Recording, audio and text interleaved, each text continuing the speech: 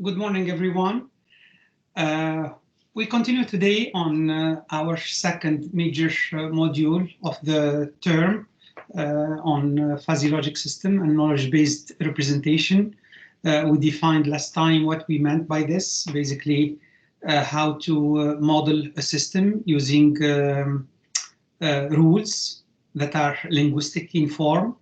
And the parameters of these rules include, among others, representation of variables in the form of membership functions. So we have seen the notion of fuzzy set system during last lecture.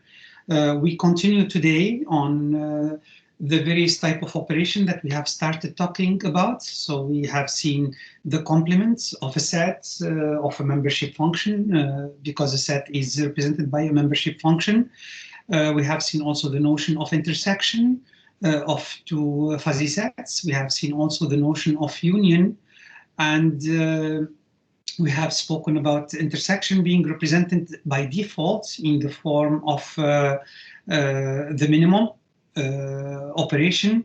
We have seen the complement as the complement of a membership function within the universe of the variable. And we have also seen that the union is represented by the maximum of two sets. What we have seen of two sets could apply to more than two sets, because when we are doing the intersection of two or more sets, we can conglomerate two sets, together to become one single set intersection, and then we do it with the third set, and then we do it with the fourth set. So whatever we have spoken about intersection applies to as many sets as possible. So that's the default representation of this particular type of operation. And we have seen that the union is a maximum. And then we spoke about representation of this particular type of operation, and we have seen that there are an infinite number of operators representing the intersection, an infinite number of operators representing the union. We are going to see that today as well. And we have seen an infinite number of operators that represents the complement. However, again, the default remain the complement of a membership function within the universe of this course. The intersection is represented by the minimum of two membership function, and the default for the union is the maximum. So whenever I do not mention the operator for the union or the intersection or the complement, then you should take the default. So we have seen last time at the end of the hour of last lecture on Monday, the notion of the T-norm, and we have seen that in order for us to apply a T-norm, then there are four rules. We are going to see similar things today in the form of the fuzzy union, or what is known as the S-norm operation. S-norm also is known as T-conorm. T-conorm, we will come back to this connotation a little bit shortly. So the union of two fuzzy sets A and B is given by an operation S, which maps two membership functions to the union. So as we can see here, so let me go here to make sure that, no, the comment. This particular operator here, which is known as the S-norm, and we are going to see that in order for us to define an S-norm, we have to define several type of properties for the S-norm. So we also call it the T-conorm. So whenever we hear the word T-conorm, it means that the dual operation of the T-norm operator that we have seen last time. So De Morgan's law, which applies to a number of operators, states that we could utilize the norm operator departing from the T-norm operator itself. So the ASB, of the S norm is no other than the complementary, the associated dual representation of the T-conorm operator, which means that we can put it this way: ASB dual here is equal to A complement T and then B complement. That's what the dual representation states. Or ASB is also could be stated as A, T, B, and then the complement. So basically that's what De Morgan's law applies. I mean, how we can apply De Morgan's law. So you have the operation which we are looking for, which is the S norm, and it is represented by the complement of the variable here, the complement of the variable here, and then the operator, which is the dual operator, the T norm operator, and then the complement of the whole operation. So this is known as De Morgan's law, and that it applies to a number of operations in the area of algebra, whether for numbers, whether for sets, whether for discrete sets, for Boolean laws. So this is similar to what we know in the area of discrete mathematics. So this is the example when we would like to apply what is the S norm of the minimum and how it is basically the maximum. So we are going to use the T norm and the De Morgan's law, which tells us that it's equal to 1, which is the complement of that operation that we just saw, minus 1 minus A, which is the complement of A. So this is A bar here, and this is T and B bar.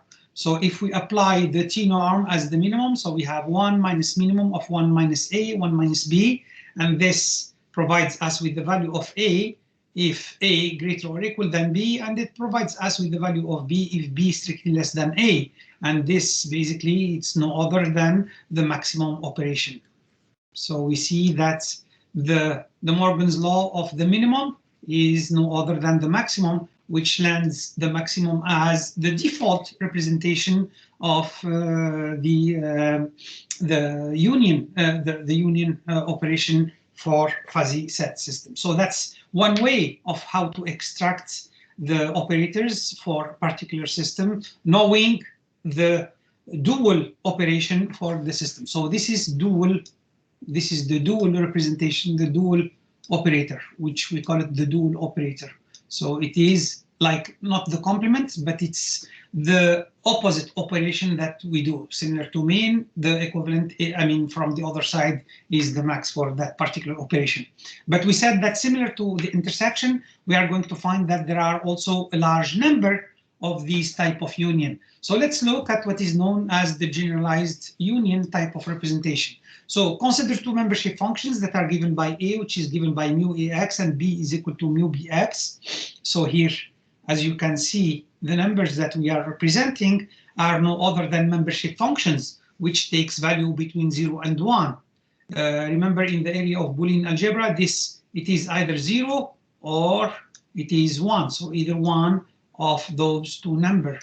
However, here we have a membership function that goes, I mean, either this way or goes into this particular format from 0 to a certain value of 1. So that's what differentiates discrete mathematics from fuzzy logic system. So let's suppose that we have two membership functions. So we define the S norm of, this should be capital, operation or generalized union may be represented by an SAB, or more commonly ASB.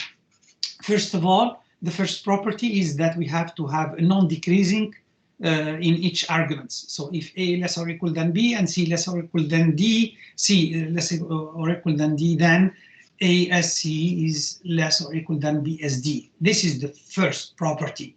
It satisfies commutativity, as we have seen in the T norm. It satisfies associativity, so these two are, I mean, almost normal type of operations that we find in a number of operators. And then it satisfies the boundary condition. So the boundary condition stipulates that we have to have the bigger number of 1, and A is given by the value of 1. So this is what is known as the first boundary condition.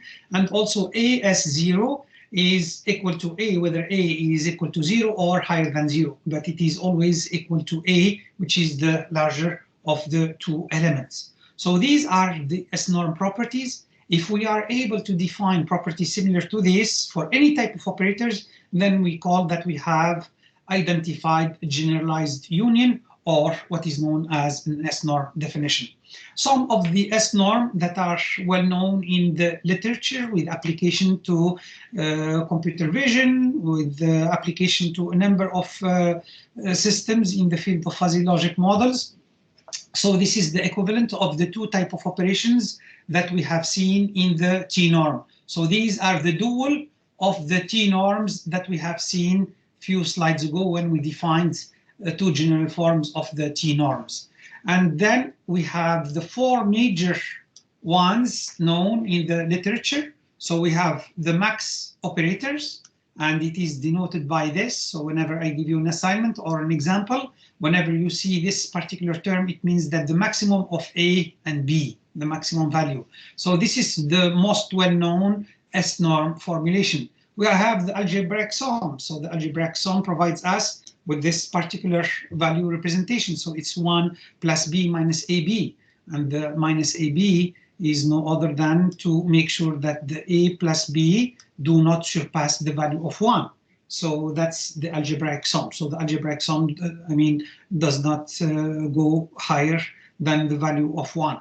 The bounded sum. So this is also the maximum of 1 and A plus B. The basic sum. It gives us A if B equal to 0, B is equal if A equal to 0, and 1 if A, B strictly less than 1. So these are among S-norm operators. As I mentioned a few moments ago, for the T-norms, we have infinite number of operators that satisfy these type of operations. For the S-norm, we also have an infinite number of operators that satisfy, the four properties that we have spoken about. This is also representation in the form of, so the upper row here, when we are taking numbers between 0 and 1, between 0 and 1. So these are in the form of numbers, and these are in the form of membership function for values for the variable x here and the variable of y here. So this is numbers again. So when you take two numbers between 0 and 1 and you apply the maximum, this is the type of curve that we are obtaining. The same thing for the algebraic sum, the same thing for bounded sum. And as you can see for the basic sum, this is the type of operation that we obtain. The same thing when we are dealing here with membership function for x and membership functions for y that are in the trapezoidal type of format. So here are strict numbers and here are membership functions. Okay, so you can see the profile of this particular type of S-norm representation.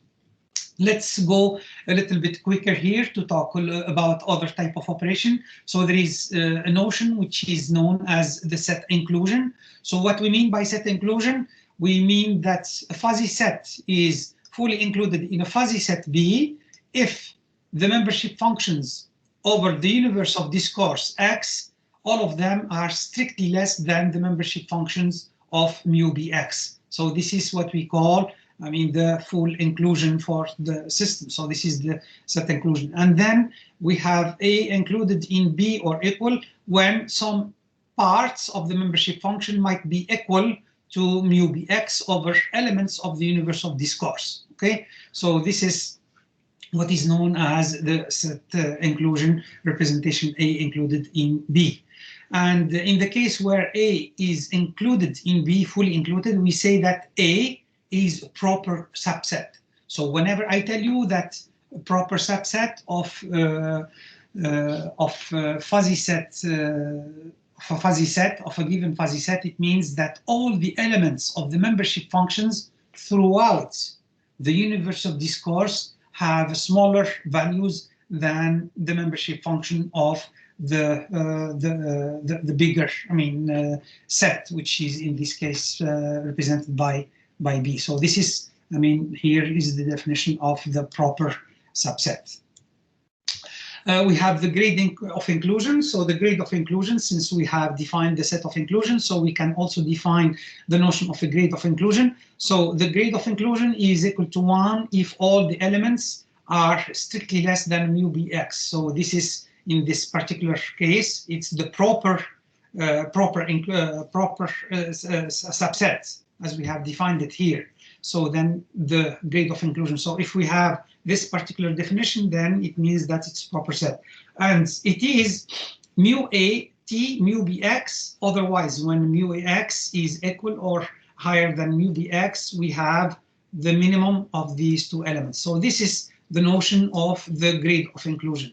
The same thing applies here. I mean, for included or equal in the set is included. I mean, not in a proper subset. So we have it is equal to 1 when mu Ax is less or equal than mu Bx, and it is equal to mu Ax T norm when otherwise for all the other values. So this is the grade of inclusion. So it is defined in this particular type of way. So this is another definition of how to situate particular type of fuzzy sets within other type of fuzzy sets. So if we look at this particular representation, so let's have the blue, set here, and then we have the red set, which is known as B. So you can see that the rate of inclusion, you can see here. So for this particular element, so first of all, we go to the elements where the set B is fully higher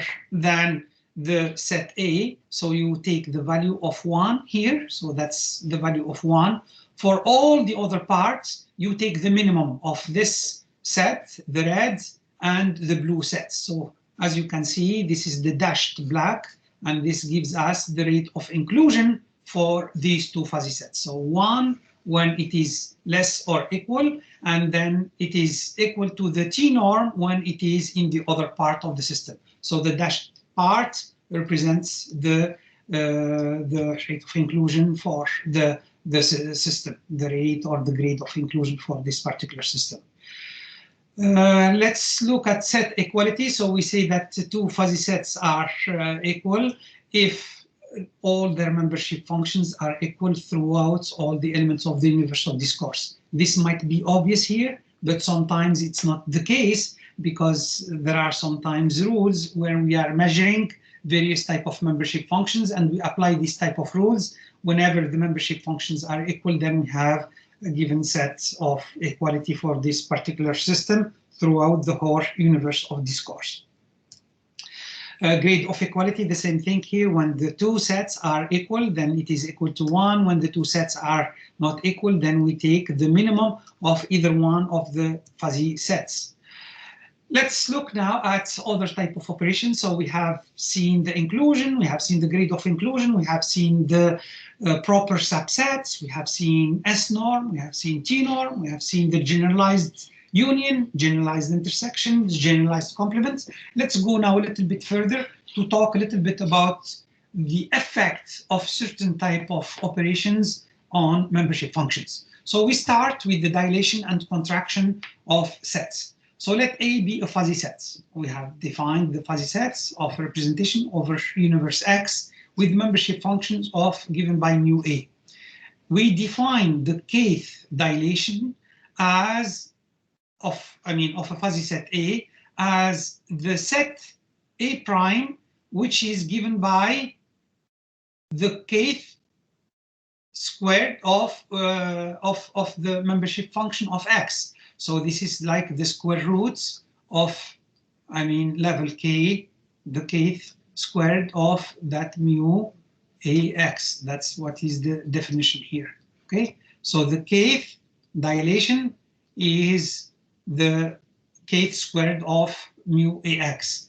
The kth contraction, on the other hand, is the power of the mu AX to the power K. So that is given by the kth contraction, and this is given by this particular type of definition.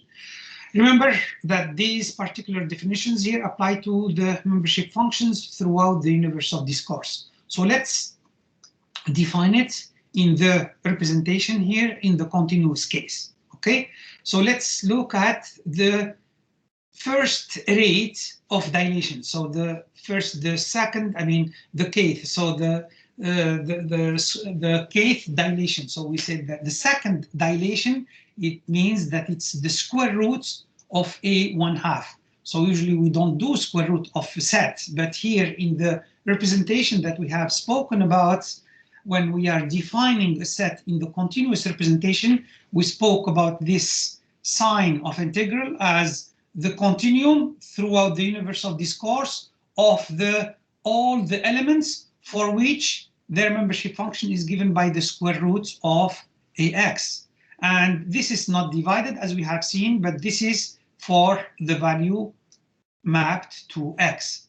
Okay, so this is the representation of this particular dilation. And what does that mean here, the dilation squared? Okay, so it's a square root here. That dilation in terms of linguistic representation means it's more or less. So now, or somehow. So now when I would like to say something is called, and then I will go and talk about more or less called, what does that mean? It means that we take the membership functions of the code, and then we take the square root of that membership function. And that means that's more or less. So while we see these as mathematical type of formulations, now we are trying to map these type of representation in the linguistic form into this mathematical type of representation. So more or less or somehow is no other than the second rate or the second dilation of the fuzzy set, which is represented by mu x. The same thing here, when we would like to define the contraction of a fuzzy set, then we are defining the square of that membership function as associated with the elements of that membership functions over x. And that in the form of linguistic representation means very, or it means two. So when we say something is too called, it means that we are contracting the membership function. So if called is represented this way, then to called will be represented in this way. Okay, so that's basically the mapping of the dilation, the contraction. Okay, so contraction here. The same thing here. So when we have something of this particular form, then when we are going to dilate, as you can see the word dilate, so it means that we are expanding here on the membership function. And why these type of operations are applied? Simply because the membership function is a value between 0 and 1. So when we take the square root of a number between 0 and 1, its square root value is higher than the number itself. The same thing when we are taking the square of a number, the value of the square is going to be smaller or equal if it is equal to 1 or 0. So these are two major type of operations, and we are going to see an example here briefly similar to the examples that we have defined before for representation number, fuzzy representation of a number 3. So this is a fuzzy representation of number 3, which takes the value of 1 for 3 and then becomes smaller as when we go further away. So this is a representation in the discrete type of system. So similar to what we have seen in the continuous, this is a discrete representation for the system. So this is the discrete representation of the system when we are doing it for all x's here, and here 1/2 for the contraction. So if we take the a1/2 here, a1/2, which is the dilation, so you can see we are dilating this number here. We are dilating 0.5. We are dilating 1. We are dilating 0.5 and 0 here for this particular value. And we don't change anything because this is the dilation as for those particular numbers. So those numbers do not change because they are representative of the original type of sets. So the sets do not change in the form of x. So the x is not going to be square rooted. Only the membership function at that particular element is going to be square rooted. And look what we are obtaining here. So we are obtaining 0 here. We are obtaining 0.707, which is higher than 0.5. Here 1 doesn't change, so it's the same. And then the same thing, this number is larger than this number. And then 0 doesn't change, so this is the number. So as you can see, that's why we call it dilation. The same thing for the contraction. We apply the operator of the square, and we are going to end up with numbers that are smaller than the origin number. Again, their associated value within the universe of this course do not change. Look, this is over A here, so it doesn't change. 2 doesn't change. The only value that changes is the membership function values. So here it became square roots of 0.5, and here it becomes square of 0.5. So let's look at this particular representation. This is the origin type of membership function. And if, again, when we are representing a number here, so the number usually it's this particular, value. So we are joining them for the sake of showcasing it. But mathematically speaking, it is these particular vertical levels, and you can see it here as well. At the same number, these are the same numbers at the value of 4. So for the contraction, this is the blue, because if we do it, 3 verticals here, it doesn't showcase you anything. So here we are joining the various type of points. So this doesn't change, this doesn't change, this doesn't change. And then for the dilation, we have the red one. For the contraction, we have the blue one. So this is more or less, and this is very or 2. So if we would like to create a variant of a membership function by providing it with a linguistic hedge, which we call it hedge here, then we do one of these type of operations. And we could play with this type of operations by squaring them, by doing large number type of operation for this particular system. So let's look at the continuous case. So here we are defining the G-Bell membership function, which is given here by the definition of people who are young in age. So it goes from 0 to 100. So this is young here. And this are people, we define them as old. So people start to become older at the value of 40 years, then 50 years, 60 years, they become quite old, and 70. And then when people are 90 years or 100, so we know for sure that these people are old. The same thing here for young people. From 0 to 5 years, they are young people, and then it starts decreasing. And you can see in this particular region, these people are at the same time young and at the same time old. So these are 2 membership functions on which we would like to create certain number of linguistic representation. So I would like you here to see 2 things. First of all, the definition of the generalized Bell membership functions. We have seen it last lecture. How do we define a membership function? And so here, the 100 here, which is the extremum of the value, and this is the 30th. At the time the system start to having certain values, and then to the power 6 here. So these 2 type of membership functions. So it shows that it is half membership function here, because when you are -1 or -2, this function doesn't exist. And here we presume that we don't have a lot of people who are older than 100 years. So this particular function, we could expand it, for the sake of mathematical type of things, for people who exceeds, the 150 years old, but these people do not exist. So this particular area, we don't, mention it here. And instead we have this particular type of representation, which ends at the maximum value. So this is the maximum value here, and this is the minimum value here for this particular system. So it ends the maximum value at this particular value. So at 0 here, you can see that this is equal to 1. At 0 here, this is equal to 1. To 1. That's the representation of the generalized Bell membership function. So let's look at these 2 membership functions, and let's create certain type of representation for something similar to this. So we are going to define what do we mean by more or less old.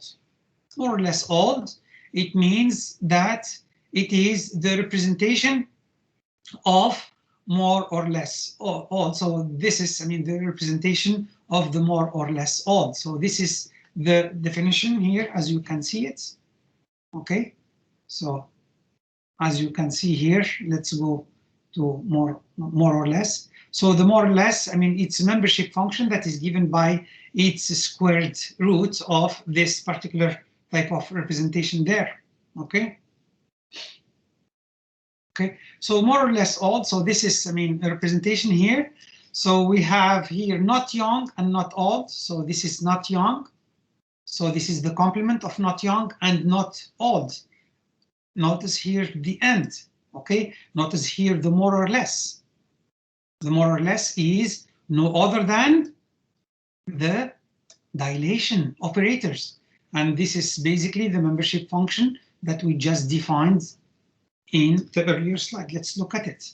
This is the young. So when we speak of more or less, so then we take the square root of that particular representation. Not young and not old, so the complement of young, 1 minus this particular, and then not old. Since we haven't defined the T norm, then we take the minimum, and then 1 minus this particular representation of the old. Young, but not too old. Young and not too old, so you have the young representation and the intersection here, too old, and not too old. So the not is represented by this complement, and too old, it's represented by the squared, which is the contraction operators, and it's very old or too old. So you can see here that by utilizing this particular type of operators that we have just defined mathematically, we are able to represent all these type of definitions that we as a human, exchange on a daily basis. But how can we do them mathematically? If it were not for fuzzy logic type of representation, we are not able to do them. So now we are able to define more or less odd. How can we quantify it in terms of mathematical type of representation? So the next slide is going to show us what do they mean, these membership function, when we represent them with these particular type of hedges. Not young and not old. Young but not too old. When you tell me something young but not too old, how am I going to know it?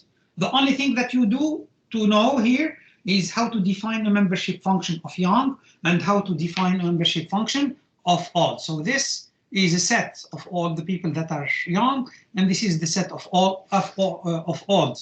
And then using the operators that we have seen, the complement, not using the operators of the contraction operators, and we are able to define this type of representation.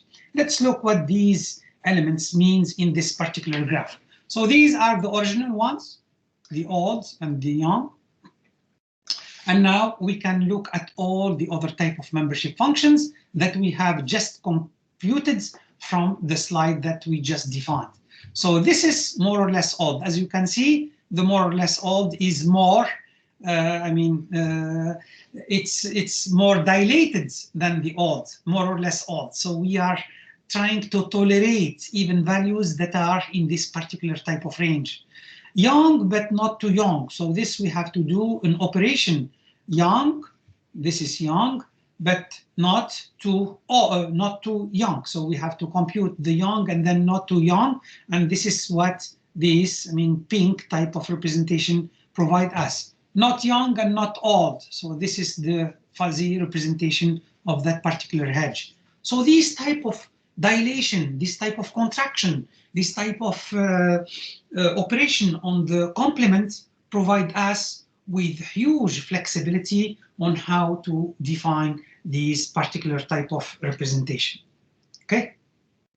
So before I go to the next section, I would like to take some questions if you would like. So I can take, orally, or you can write them and I try to respond to you. So I will give you 30 seconds, to think about any questions about the slides that we have gone so far, in order for us to go to the next section, which is even more important that we just see now, in order for us to define relations in the representation.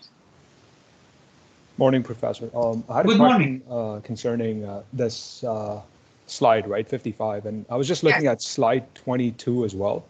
So if you could just scroll up to slide 22. So is that the same ideology where, given the generalized membership function, right? In 22, we are like varying these parameters like A, B, and C.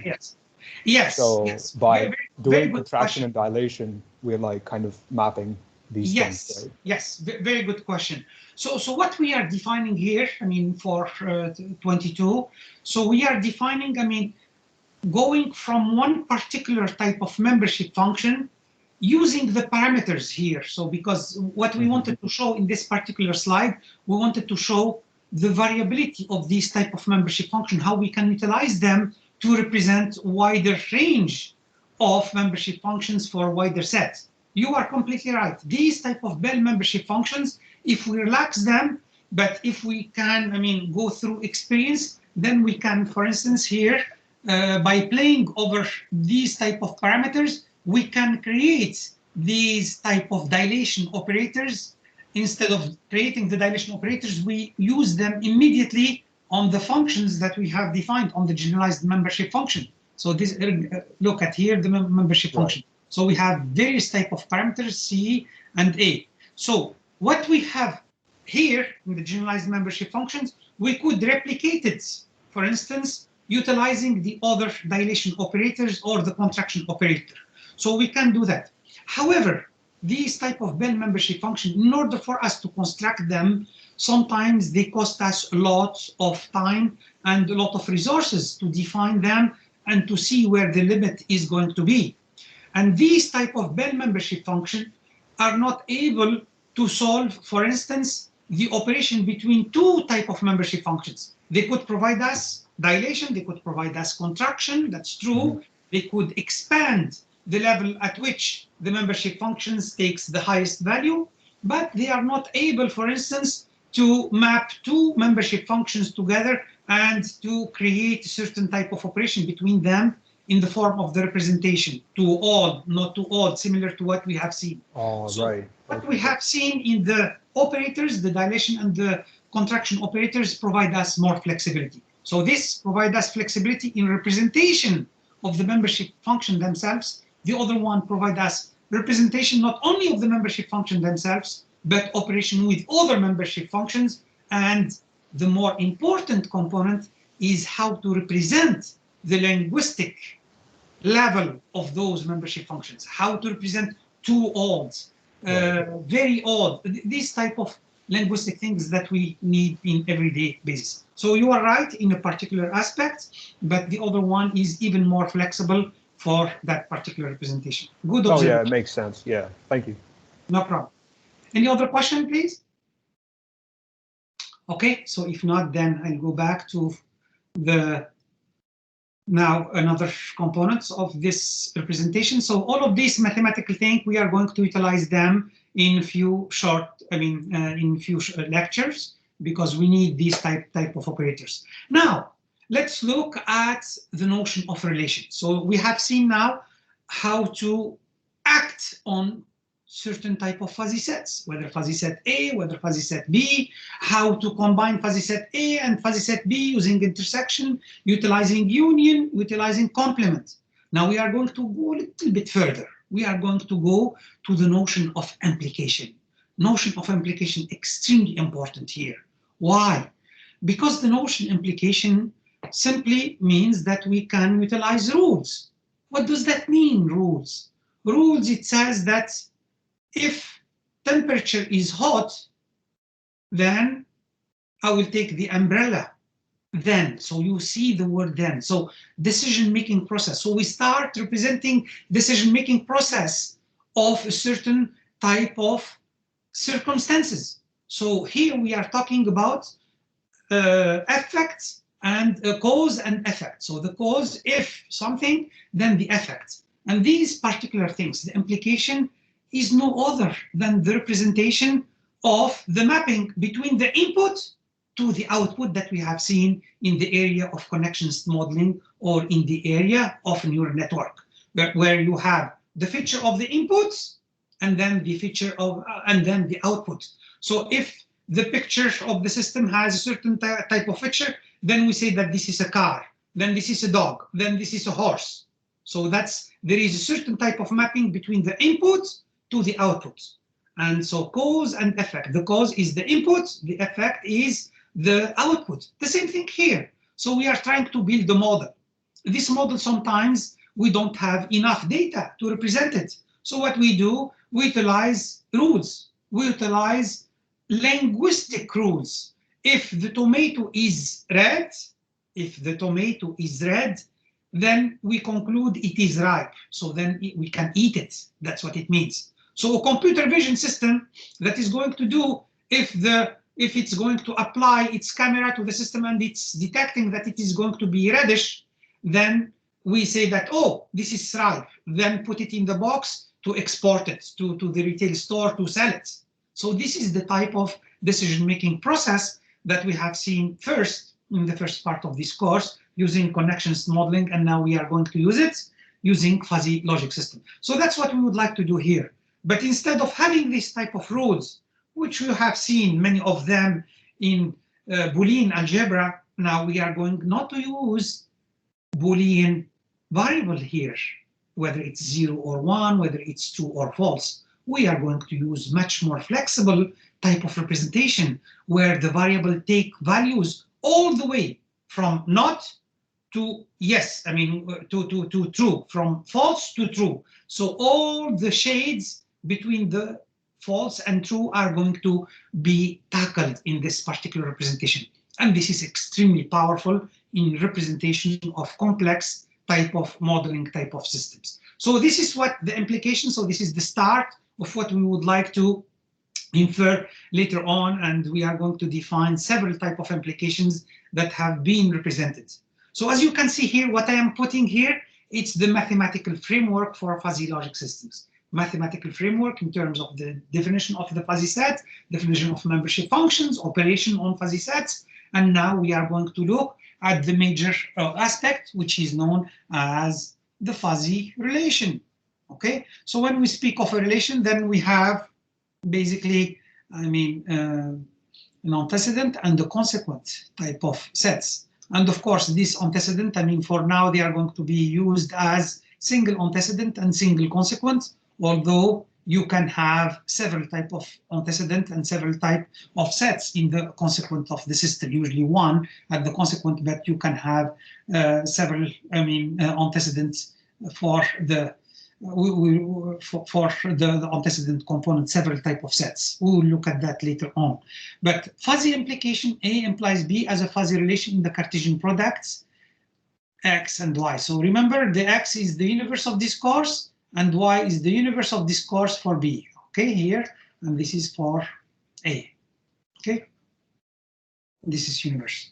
So there are many type of implications that have been defined. Again, the flexibility of fuzzy logic system, because it is not true or false, because we have shades of membership functions, that particular flexibility in representing a set comes here very, very handy, and we are able to develop a large number of implication operations. So this is different than the Boolean algebra type of system that we have seen in the past, I mean, in other type of courses in the area of discrete mathematics or Boolean algebra. So the Larsen implication means that the membership functions of A implies B is simply the product of the two membership functions, as simple as that.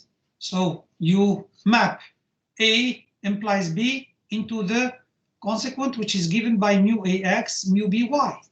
Mamdani implication is the minimum of either one of the implications. So this is the antecedent, this is the consequence, and the operation of the implication is simply given as the minimum of A and B.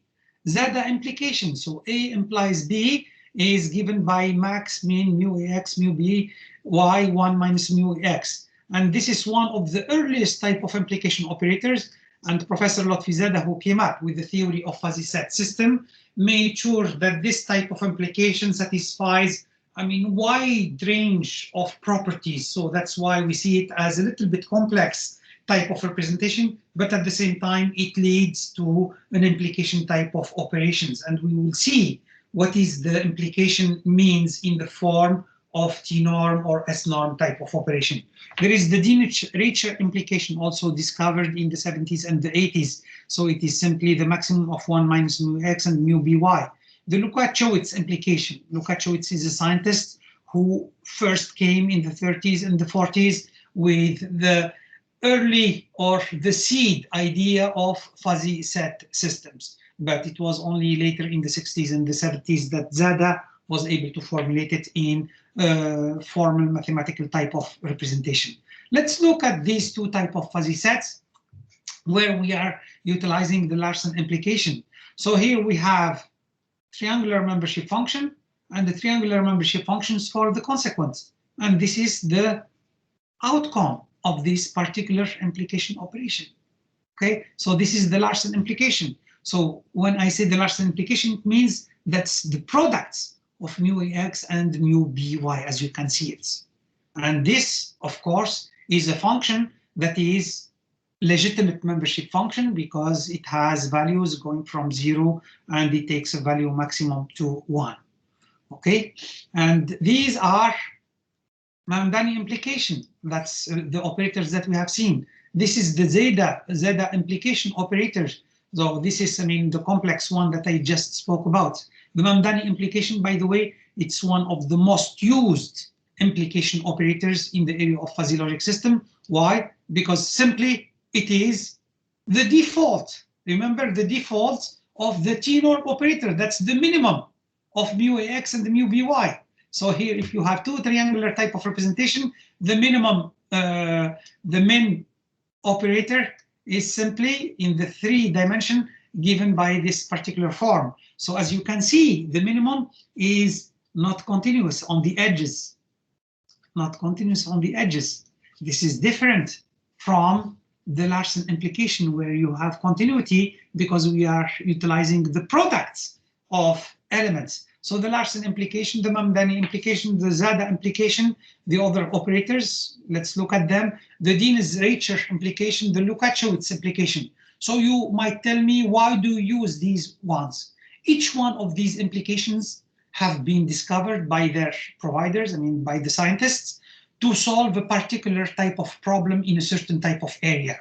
So the implication, the Larson implication, might not be suited to the problem that was at hand for the Dines-Reicher implication. And if you look at certain, the earliest type of papers of Dines-Reicher implication, we look at the application that they have used for this type of implication. The same thing for the Lukaszewicz implication operators. So we see them as complex here, but they convey the same understanding as an implication type of operation between two fuzzy sets system. Let's look also now at another type of properties for the definition of a height of a membership functions. So the height of a fuzzy set, or we call it the model grade. So what is the model grade of fuzzy set? Is the maximum value of its membership function. So that's where the function reaches its maximum value over all its universe of discourse. So here we call it supremum. In this particular context, supremum and the maximum are within this context the same. Okay, mathematically they are a little bit different. And in my textbook, that for which I have provided chapter, you see the difference. The supremum, when we say supremum of a membership function, it is the attainment of almost the maximum of that membership function. Sometimes you don't reach it, but you are very, very close to it. But in the context of these type of slides, supremum or max are equivalent in this particular regard. But mathematically speaking, supremum is a value that sometimes it's never attainable. It's like you say that supremum of a number that never reaches the value of 2. So it's equal to 1.9999, but it never reaches the value of 2. The supremum of the speed of a certain object, of a certain particle. We know that that particle, if it's not a photon, it will never reach the speed of light. So we call it, supremum of the speed of that particular particle. We say that it's extremely close to 300,000 kilometers per second, but it never attains that value. So that's mathematical type of discussion. I don't want to get into it, but it is explained in my textbook and you can look at the difference. So the height of a membership function is basically what we call the model grade. So if you have a membership function of this particular form, and it attains its value at this particular level, so we say that the height of this membership function here, defined here, is given by this particular area. Why we are mentioning this? So we haven't seen yet membership functions of this particular form, but these type of forms sometimes could come out of a combination of several types of membership function. Imagine that you are doing the union of a number of membership functions that are located in this particular format. Okay, so then we are taking the union of this particular type of membership functions, and then it will constitute, I mean, this type of compounded membership function. So this type of membership function, which we are going to see a number of them later when we are going to talk about fuzzy inferencing type of system. So we would like to define in general what is the height of a fuzzy set. So this is still a fuzzy set, so it takes maximum as the value of 1, but it is not, I mean, the usual membership function that we have seen so far, but we still need to define this representation. So the element x star at which the function reaches its highest value, it's called the model element value or the model point. So this particular value here is known as the model point. Okay, so this is known as the height or model grade, and this is the model point. So I would like you to remember this type of notation, I mean this type of representation for this type of connotation related to fuzzy set A. So here, as you can see, the height of fuzzy set A is equal to 1, where the value is reached here at the element that is given by 5, which we call it model point. So when we speak of model point, is the point over the universe of discourse at which the function take its maximum values. Okay, again here, as I mentioned to you, usually the mathematical representation of this number are these vertical type of elements, but we mention them here as connected. It's only for the sake of visualization, but mathematically speaking, they are these elements that take discrete type of representation. Remember the discrete type of representation over the whole universe of discourse. Okay, so support set, what do we mean by support set? So support set of a fuzzy set is a crisp set containing all the elements whose membership grades are equal to 0. So here we are talking about fuzzy sets, but we are talking about also crisp sets. So they are a little bit contradictory, but it's not. Support set of a fuzzy set is always a crisp set. Why? Because the support set is no other than an interval where the value of the fuzzy set, where the value of the membership function is greater than 0. So that we call it the support set. So the support set of a fuzzy A is a crisp set for which the membership functions are greater than 0. That's the definition of a support set. So if we look at these type of definitions now, we are going to define other type of representation. Why we go through all these type of elements? Because they are important at a later stage when we are going to define things. So here in these slides, I have a number of definitions that I would like to make. So remember, this is our membership functions. This X is known as our universe of discourse. The core of a membership function is defined by all the elements where the membership functions takes the value of 1. This is also the set of all the model points. That's the model interval. That's where the height of the function is equal to 1. So we call it the core. So that's the core. The core could be 1 point. It could be also an interval, similar to this particular type of case. Now, what do we define by crossover points? Crossover points are no other than 2 elements at which the function reaches the value of 0.5. These are defined as the crossover points. What is the support set? The support set is just defined it as the membership functions where the function, exceeds the value of 0. So this is the support set. So sometimes you see the membership function extends here with values of 0, and that is not part of the support set. So that's the support set we just defined. Now we come to, a little bit more complex definition, which is known as the alpha cat. So the alpha cat we are going to see is also a crisp set. What is the alpha cat? The alpha cat of a fuzzy set is the crisp set denoted by A alpha. So that's the interval, that's A alpha,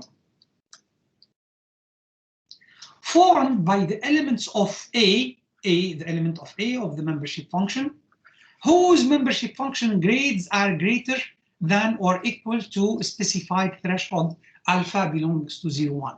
So we take a number alpha here on the membership functions, and then we draw a line here, okay? All elements of the universe of discourse for which the membership functions is higher or equal than alpha is known as the alpha cut. So the support set is special alpha cut where alpha is equal to 0. The alpha cut is more generic, is more general.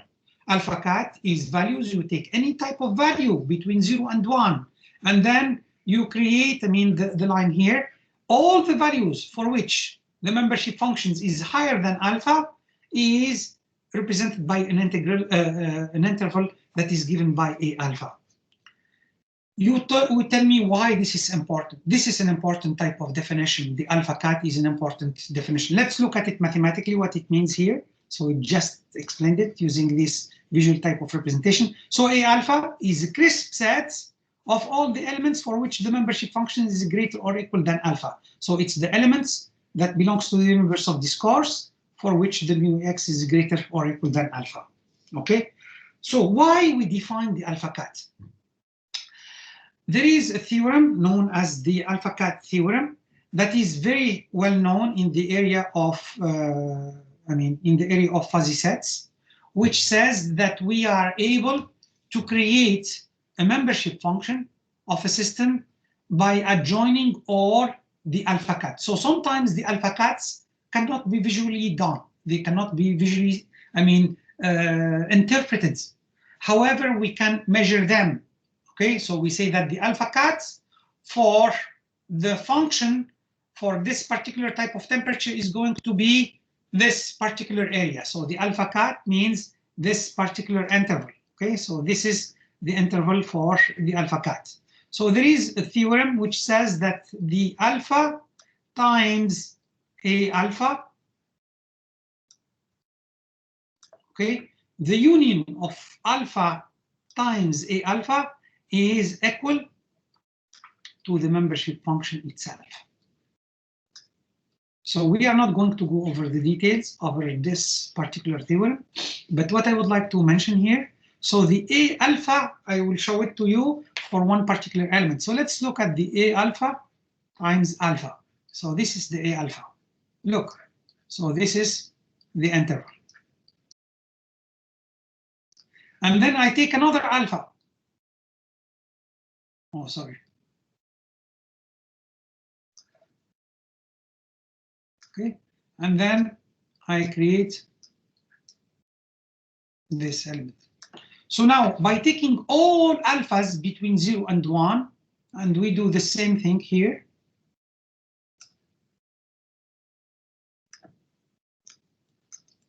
Okay, so departing from all this type of crisp representation, we are able to reconstruct the membership function, which is fuzzy in nature. And why it's fuzzy? Because now we have the alpha times the A alpha. So the union of all the A alpha times A alpha of all these type of rectangular type of representation is no other than the membership function itself. Okay, so this is the definition that people have utilized in the literature, so I'm not going over the details. So there is a theorem in my textbook, you can look at it under the alpha cut of a fuzzy set system, but I don't want to go over the mathematical representation. So let's continue with the notion of fuzziness. What is a fuzzy representation of a system? What do we mean by a fuzzy set? What do we mean a fuzzy part of the membership function? When you have the qualitative version of a fuzzy set A, where the membership function is the fuzziest. Which part of the membership function is the system fuzziest?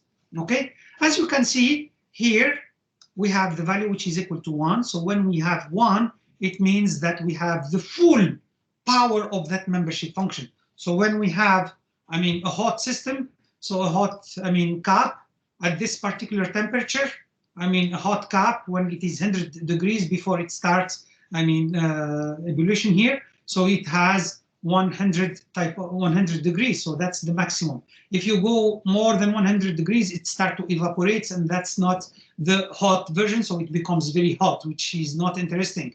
And when it is lower, it's less hot, and it's becoming cold in this region.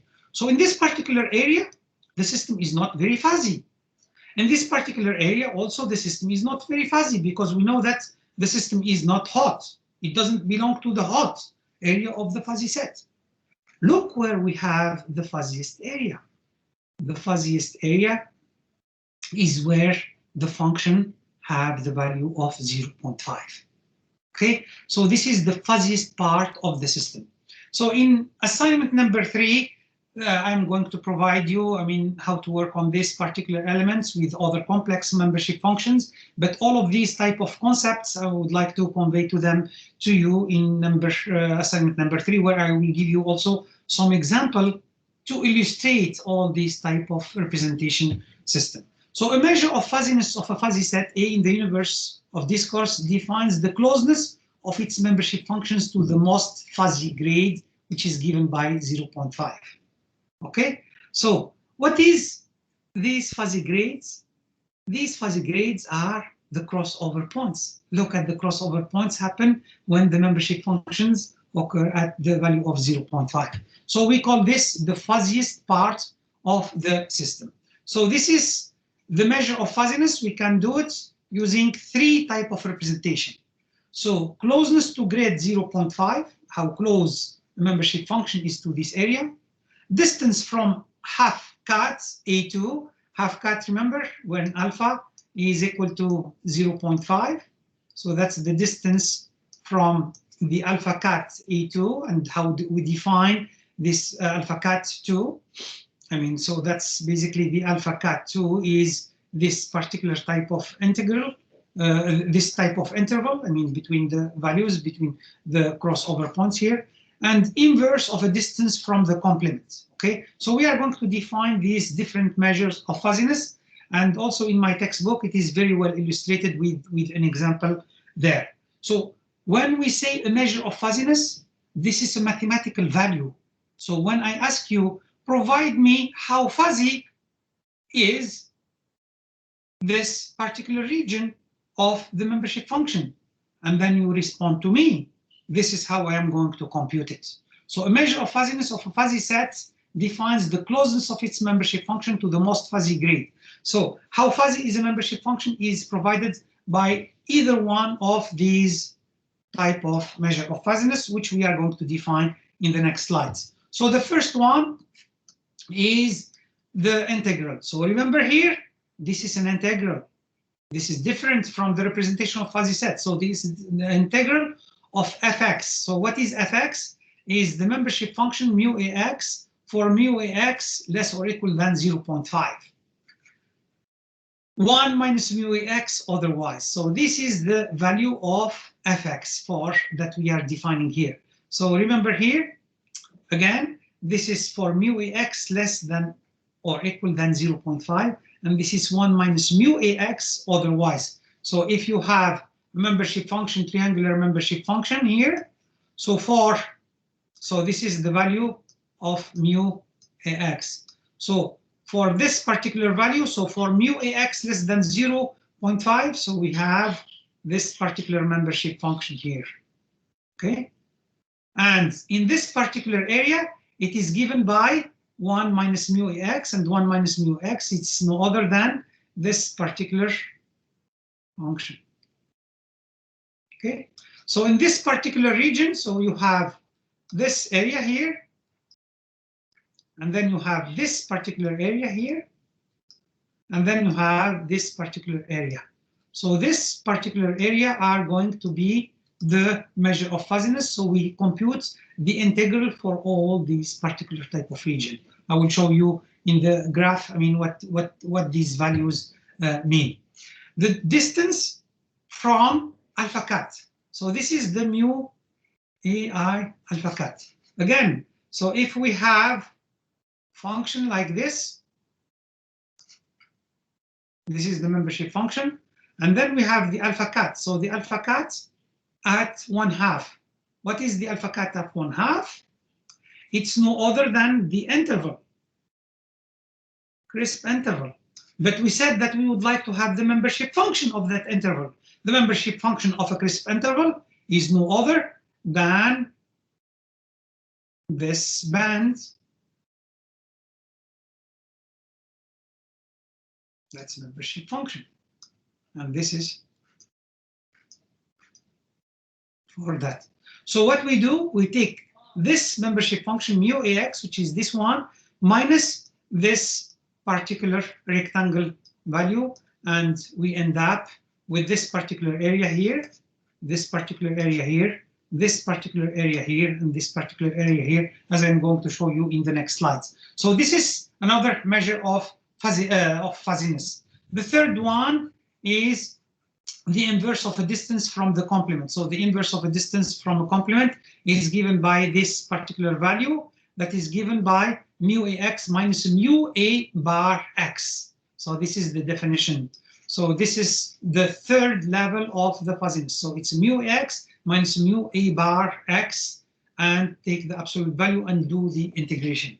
And here we find that this particular type of fuzziness, so A1 is equal to A2 is equal to 1/2 support set times 1 minus A3. So A3 is connected to the A2 and A1 through this particular type of representation, where S is the support set. Remember, S is the support set of that full membership functions minus A3, which is given by this particular function.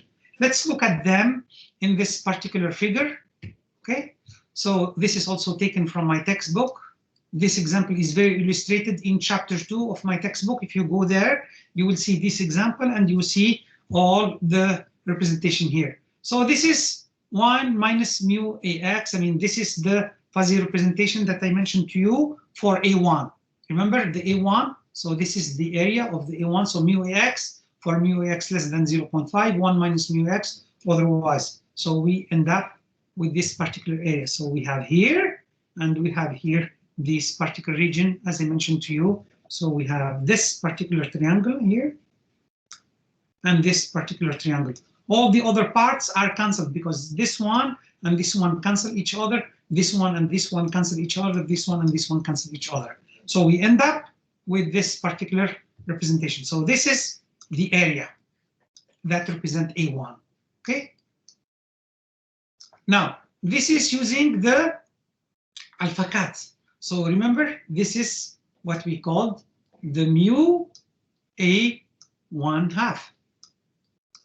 Remember, the alpha cat and the membership of the alpha cat are completely different. So while the alpha cat is this crisp interval, all these type of the rectangle is the membership of the alpha cat. The alpha cat. So again, the alpha cat is a crisp set. Its membership function take maximum value of 1 and 1 over the crisp interval. Remember the definition, the difference between membership function for fuzzy sets and the crisp set. So this is crisp set, the membership function take all the values. So this is how we do it. So we take all the membership function here minus all the minus mu ax, and it provides us with this gray surface that provides us with the measure of fuzziness. And finally, we provide these type of measures for the A3. So the A3 is no other than this particular representation. So the support sets, which is all these type of level here minus the A3, and they provide us with the measure of fuzziness for the system. So all of these type of values have been provided as adequate measure of fuzziness for a particular given system. Okay, so continuing with type of relations that we have seen and going a little bit further. So I would like to progress a little bit more rapidly here to go to the more advanced concept on this particular type of systems. So let's suppose that we are dealing with this particular Boolean relation that we have seen in the area of Cartesian representation in the area of discrete mathematics. So we know that in the Boolean algebra, this means that it's x and not y plus or z. So this is the representation for the system. An equivalent expression may be written using 3 sets and the operation complement, intersection, and union. So this is the complement, not Y. This is the intersection, and this is the union. Okay, so these are, we know how we computed. This is the Boolean algebra. This is the discrete mathematics again. So there is no fuzzy about these things here, nothing fuzzy about it. So we would like to compute going forward something similar to this, how we can expand these type of representation to a system. So what do we mean by a fuzzy relation here? So we need to define what we mean by fuzzy relation. So consider a fuzzy logic proposition A with a membership function of mu A. Mu A may be taken to represent the degree of validity of the relation A is true. Okay. Similarly, the complement membership function represents the degree of validity of the function A bar is true, or equivalently A is not true. So what we are trying here, we are trying to expand beyond what we have seen in the early operation, but now we are going to talk about relations. So the relation here is given by membership function. Remember the relations that we have defined a few moments ago? The outcome of that particular relation now is becoming, a fuzzy relation, which we are going to define it using various type of sets with which we are going to do these type of relations. So consider a fuzzy logic proposition now, A and B. If mu A is the membership function of A and mu B is the membership function of B, then using the minimum T norm to represent and, the membership function of A and B is given by minimum of mu AX and mu BY. So remember here that we started talking about elements, about operations between various type of elements. So this is a proposition here. So now we are talking about propositions of elements that belongs to different universes of discourse. Remember, so far we have seen A and B when A and B belongs to the same universe of discourse, big X. This is now different. Now we are talking about mu AX that belongs to the universe of X, and we are talking about mu BY that belongs to another universe. So here we are talking about temperature is hot and the climate is humid. So there are two variables that do not belong to the universe of discourse. One is about humidity, the other one is about temperature. So when I say I would like to describe the weather in a particular type of situation, and from the description of the weather, I would like to go and make inferences about what's happening. So I will give something similar to this. I would say, if temperature is hot and the weather is humid, then I should wear a t-shirt. The decision is I should wear a t-shirt. So we have here two incidences that belongs to two universes of discourse. So this is completely different from what we have seen so far. So we are doing logic propositions of two fuzzy sets that belongs to two different universes of discourse. And we are using here, of course, the conventional intersection, which is the minimum. So the AND operator here is no other than the intersection operator that we have seen earlier. And it's the T-norm operators in the generalized minimum type of function. So this membership function represents the degree of validity of the fuzzy relation A and B is true. How valid it is? The temperature is hot and the weather is humid. So we would like to see how valid it is so that I wear a t-shirt 100%, or I would like to take a decision 20%, I wear a t-shirt. No, I would like to keep my clothes of yesterday, which is going to be, with warm clothes or something like that. Okay, so this type of fuzzy relation provide us with the capability of inferring type of information. And this inferencing is no other than, when we are dealing with the AND, is a minimum type of membership function here. Okay, Any membership function represents a fuzzy relation in the universe domain of space or definition of the particular membership function. The space can be one dimension, as we have seen it earlier, and this gives 1D fuzzy relation, but also it could be multi-fuzzy relationship, as we are going to see in some of the examples at a higher type of dimension. So let's look at this particular example very, very briefly, and then I will give 1 minute or 2 minutes to end this lecture. Consider two universes in the discrete representation, x1 and x2. So these are in this crisp type of sets. Okay, so here we are not discussing about fuzzy sets. So we may imagine that the truth value of 1 is associated to each of these ordered pair. So remember, this is Cartesian in the discrete universe. So there is no membership function here. So this is, a crisp type of relation. So this is the crisp type of relation between two intervals. So this is the interval for x2 here, and this is the interval for x1.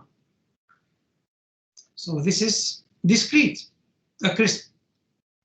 This is crisp. And then the membership function that is being represented between both of them is going to be fx1, x2 is equal to 0. So this is one representation. Now, if this particular type of representation is going to be represented in the form of a membership function, as we are going to see it here, then the level of relation between these two type of membership function here and these two type of membership functions that are represented on x2 is no other than a third dimension that is given by mu r x1 and x2. Okay, so this I'm going to talk a little bit about it next time, but this is the concept that we are going to utilize to formulate a fuzzy relation when we are dealing with incidents, or antecedents, which has membership function representation. So this could be the temperature, this could be the humidity level, this could be the level of the humidity, and this fuzzy relation describes the representation between these two fuzzy set systems. So that we are going to discuss in the next lecture on Monday. So I will give you 1 minute or two to ask me if you have any questions so far, and the next time I'm going to finish up with these slides so that I am able to go to the next level of the slides for the fuzzy set systems. So I will be waiting for your questions, so you can write them or you can talk to me here, by sound, please. Professor, yeah, I had a question on slide 71. Okay, so let me go 71.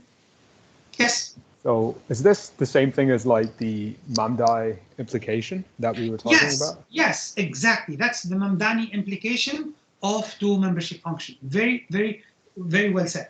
However, remember the Mamdani implication that we have formulated last time. So that's the implication. So mu ax implies mu by. So here it's the same. So we suppose here, so the other one is the implication operator. Now we are going to relations between two fuzzy sets that may not be antecedent and consequent. So these could happen both in the antecedents. So you have the weather temperature and you have the humidity. So here there is no decision for this particular relation, but it is a relation between two fuzzy sets. And this relation is denoted by A and B, two things that are occurring over two universes of discourse. Yes, for two membership functions that belongs to two universes of discourse, the implication and the AND operation for the fuzzy relation are exactly the same. Very good observation. Okay. I'm sorry, I'm still a bit confused. So for an implication, is Y the effect and X is the cause? Or yes, so let me explain it here. Okay, so for the implication, so you have an antecedent, A implies B. Okay, and we have seen that Mamdani operators could be utilized minimum, the minimum of A and B. So if you have A and you have B, tomato is red, then tomato is ripe. Two membership functions. So the outcome of this particular relation, the implication relation here, is the Mamdani operators. Okay. Okay. So now what I'm saying, let's suppose that you have A, you have B as antecedents, and you have also C as a consequence. Gotcha. Okay. So at first here, the A and B, so if temperature is hot, and the weather is humid, so that is still, I mean, on the antecedent, I did not yet represent the implication here, okay? Right. So this particular one here has the same type of representation as the Mamdani implication, okay, or the Mamdani operation. Now, we are going to see next time, when we have this, we are going to have not only A, B implies C, but then the representation is going to be in the 3 dimension of the intersection. So instead of A and minimum B, so now A, minimum B, minimum C, to provide us with that third implication. Oh, okay. So that's the representation. So with a similar analogy, if we go to the implication, will we have like a minimum of A and B? So that would be 2-dimension, right? Yes, exactly correct. Exactly correct. And that's how you remember that we have shown the cone and the triangular type of representation? Right. So that's exactly the same thing. I mean, that's exactly the same thing. That's, yeah, you remember these type of figures? So this is the representation of A implies B. Oh, okay. So that exact same thing, if A and B over 2 universal discourse, we obtain exactly the same type of membership function. Right, and here the B belongs to the effect.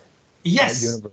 Yes, exactly. Right. Yeah. Okay. So here B is so here B A. So it's the cause. So A implies A intersect B is the cause. Here A is the cause and B is the effect. But when we have the intersection of 2 elements on the cause, still we are going to compute it utilizing this particular type of representation. Makes much more sense now. Yeah, thank you. Okay. Okay, no problem. Okay, so I can take another questions. If not, then please look at the chapter of my textbook. It has very highlighted details about all what I mentioned. Most of the material actually is extracted from there. And if you still have some problems, please feel free to email me. Okay, so if you don't have any questions, I leave you now, and I wish you good weekend. Okay.